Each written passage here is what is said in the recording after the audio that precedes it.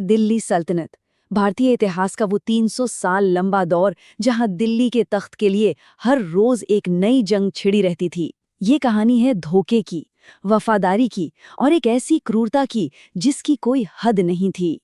लेकिन एक सवाल है, आखिर दिल्ली में ऐसा क्या था? वो कौन सी ताकत थी जिसके लिए एक बेटा अपने ही बाप का खून बहाने पर आमादा था? आखिर इस एक शहर को पाने के लिए लोग किसी भी हद तक क्यों चले जाते थे? दिल्ली सल्तनत की शुरुआत की कहानी सच कहूं तो किसी फिल्म की कहानी से कम नहीं है।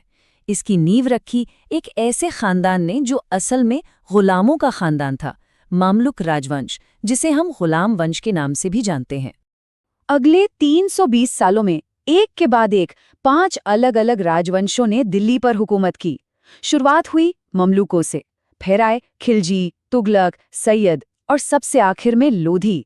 और जानते हैं, यही वो दौर था जिसने हिंदुस्तान का नक्शा ही हमेशा के लिए बदल कर रख दिया। तो कहानी का पहला किरदार है कुतुबुद्दीन ऐबक, और सबसे दिलचस्प बात, वो एक सुल्तान बनने से पहले एक गुलाम था, लेकिन अपनी दरियादिली के लिए इतना मशहूर हुआ कि लोग उसे लाख बख्श कहने लगे, मतलब लाखों का दान देने वाला।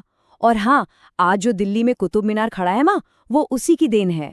वैसे तो ऐबक ने शुरुआत की, लेकिन कई इतिहासकार मानते हैं कि सल्तनत का असली संस्थापक था इल्तुतमिश। वही था जो राजधानी को लाहौर से दिल्ली लेकर आया। उसने चंगेज खान जैसे खतरनाक हमलावर से भारत को बचाया। और तो और, राज चलाने के लिए 2 बड़े सिस्टम बनाए। एक था चालीसा, यानी उसके 40 सबसे वफादार सरदारों का ग्रुप, और दूसरा था इक्ता सिस्टम, जिसमें सैनिकों को तनख्वाह में कैश नहीं, जमीन दी जाती थी।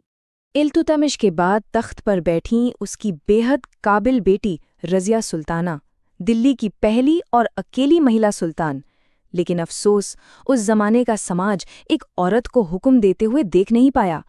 सिर्फ 4 साल, और साजिशों ने उसकी हुकूमत का एक बहुत ही दर्दनाक अंत कर दिया। अब एंट्री होती है मामलुक वंश के सबसे बेरहम सुल्तान गयासुद्दीन बलबन की। उसने सबसे पहले तो इल्तुतमिश की बनाए चालीसा को ही जड़ से उखाड़ फेंका, और फिर खुद को एक टाइटल दिया, जिल्ले इलाही, यानी जमीन पर खुदा की परछाई। मतलब साफ था, सुल्तान का हुक्म अब से खुदा का हुक्म माना जाएगा, और उसके खिलाफ जाना मतलब सीधी मौत। मामलूकों के बाद सल्तनत का जो दौर आया, वो शायद इतिहास का सबसे हिंसक और अजीब दौर था। ये दौर था 2 ऐसे सुल्तानों का जिन्हें आज भी उनकी ज्यादतियों और उनकी सनक के लिए याद किया जाता है। तो सबसे पहले मिलते हैं अलाउद्दीन खिलजी से। वो बहुत ताकतवर था, इसमें कोई शक नहीं, लेकिन सवाल ये उठता है कि वो एक सुल्तान था या एक लुटेरा, क्योंकि उसने लूटपाट और जंग के दम पर ही सल्तनत को अपने सबसे ऊंचे मुकाम पर पहुंचाया था। खिलजी का राज ना बहुत अजीब था।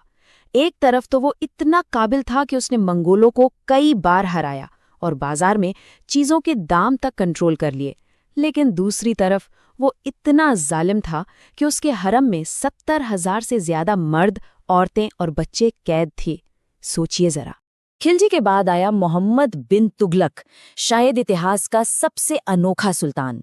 वो पढ़ा लिखा था, बहुत होशियार था, लेकिन उसके फैसले इतने अजीब और भयानक होते थे कि लोग उसे पागल ही समझने लगे थे।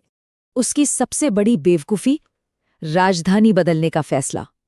मंगोलों से डरकर उसने हुक्म दिया कि दिल्ली के सारे लोग 1500 किलोमीटर दूर दौलताबाद पैदल चलकर जाएंगे।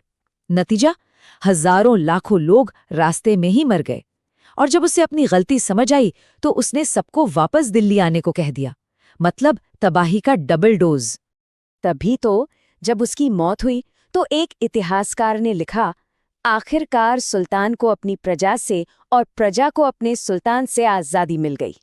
बस ये एक लाइन उसके पूरे राज की कहानी कह देती है। तुगलक की इन विनाशकारी नीतियों के बाद जो सल्तनत कभी इतनी ताकतवर थी, वो अब बिखरने लगी थी, और यहीं से शुरू होती है सल्तनत के पतन की कहानी। 2 लाख, ये सिर्फ एक नंबर नहीं है, ये उन लोगों की गिनती है जिन्हें मंगोल हमलावर तैमूर ने 1398 में दिल्ली में सिर्फ 5 दिनों के अंदर मौत के घाट उतार दिया था। सल्तनत इतनी कमजोर हो चुकी थी कि कोई उससे बचा नहीं सका। इस कत्लेआम से उबरने में दिल्ली को 100 साल लग गए। सल्तनत कितनी कमजोर हो गई थी इसका अंदाजा आप इस बात से लगाइए। एक तरफ तुगलकों का राज था जो लगभग पूरे भारत में फैला था, और दूसरी तरफ बाद में आए सैयद जिनका राज दिल्ली के चारों ओर बस 50 किलोमीटर के दायरे में सिमट कर रह गया था। और सल्तनत के ताबूत में आखिरी कील ठोकी उसके आखिरी सुल्तान इब्राहिम लोदी ने। वो इतना घमंडी और जालिम था कि उसके अपने ही लोग उससे तंग आ गए और उन्होंने काबुल के राजा बाबर को चिट्ठी भेज दी कि आओ और हम पर हमला करो। बस इसी के बाद हुई 1526 में पानीपत की लड़ाई और दिल्ली सल्तनत का नामो निशान मिट गया। तो चलिए अब लौटते हैं अपने सबसे पहले और सबसे बड़े सवाल पर। आखिर हर कोई सिर्फ दिल्ली पर ही कब्जा क्यों करना चाहता था? क्या था दिल्ली में? देखिए, वजह बहुत साफ थी।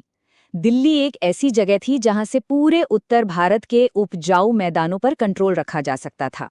ये पूरे देश के व्यापार का सेंटर था। देश के सिक्के ढालने वाली टकसाल भी यहीं थी। और सबसे जरूरी बात, ये पूरे साम्राज्य का कंट्रोल रूम था। सीधी सी बात थी, जिसने दिल्ली को जीता उसने हिंदुस्तान को जीत लिया। तो इस तरह दिल्ली सल्तनत का तो अंत हो गया। लेकिन इसी राख से भारत की जमीन पर एक नए और कहीं ज्यादा बड़े साम्राज्य का सूरज उग रहा था, मुगल साम्राज्य। लेकिन वो एक अलग कहानी है। आगे क्या हुआ, ये सवाल हमें इतिहास के एक बिल्कुल नए और शायद इससे भी ज्यादा